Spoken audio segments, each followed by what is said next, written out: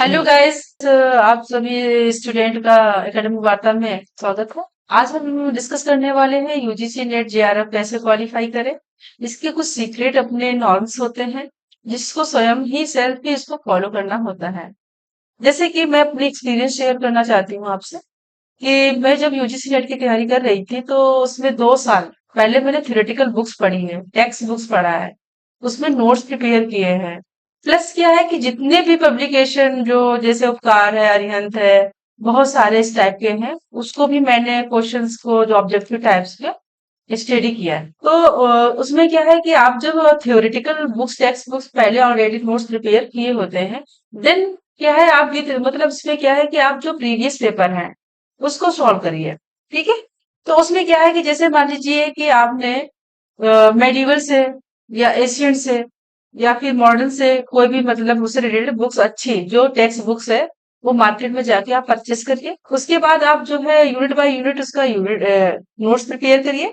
Then क्या है कि जितने भी प्रीवियस क्वेश्चंस हैं, जैसे मान लीजिए कि आपके मॉडल से रिलेटेड जो भी क्वेश्चंस हैं उसको उसी नोट्स में आपको इंक्लूड करना है। फिर आप जब स्टडी करेंगे, रिवीजन करेंगे, आपको क्या है एवरी डे जितने भी है, एवरी डे आपको एशियंट का स्टडी करना है। एवरी डे आपका क्या है कि आप मॉडर्न पढ़ना है। एवरी डे क्या है कि आपको मेडिकल पढ़ना है।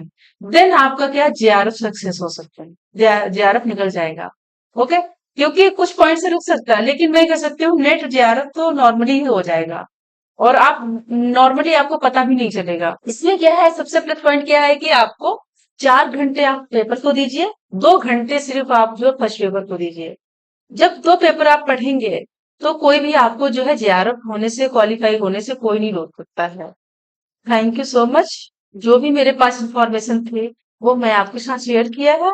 और इसी अगर इसको आप फॉलो करेंगे तो आप रियली जितने भी स्टूडेंट हैं, जितने भी कैंडिडेट हैं, जो भी यूजीसी नेट जेआरएफ की प्रिपरेशन कर रहे हैं, वो रियली जो है मैं बता रही हूँ कि क्वालिफाई करेंगे। ऐसा नहीं कि उनको क्वालिफाई नहीं होगा। तो आपको नोट्स बनाने में कम से कम ने 6 महीने लग सकते हैं आई थिंक। तो अभी आपके पास समय बहुत कम है। आई थिंक मुझे लगता है 10-11 दिन बचे हुए हैं। तो आप क्या है कि प्रीवियस पेपर जो आपने पहले से स्टडी किया हुआ है और उसको आप क्या करेंगे, उसको मतलब कि पढ़िएगा, कुछ नई चीजें आप मत पढ़िए। आप क्या है कि जो है उसी को अभी स्टडी करिए। उसके बाद जैसे कि आप ये पेपर दे देंगे, जो नए कैंडिडेट हैं जो 2-3 बार एग्जाम दे चुके हैं, वो तो ऑलरेडी एक्सपीरियंस हो चुके हैं, तो वो अच्छे से मतलब उनकी प्रिपरेशन होगी। जो न्यू है, जो इस एकेडमिक वार्ता से जुड़े हुए हैं, उनके लिए क्या है कि अभी क्या है, जो भी आपने स्टडी किया हुआ, जो भी आपके पास मटेरियल है, उसी से स्टडी करिए। उसके बाद आप बुक्स जो नहीं है उसको परचेस करिए। उसके बाद आप नोट्स प्रिपेयर करिए, रियली आपका जो है क्वालिफाई हो जाएगा। मेरा मतलब ये जो टिप्स है आपके लिए देखना एक तरीके से बिल्कुल रामबाण की तरह काम करेंगे। Thank you so much. All the best, all of you.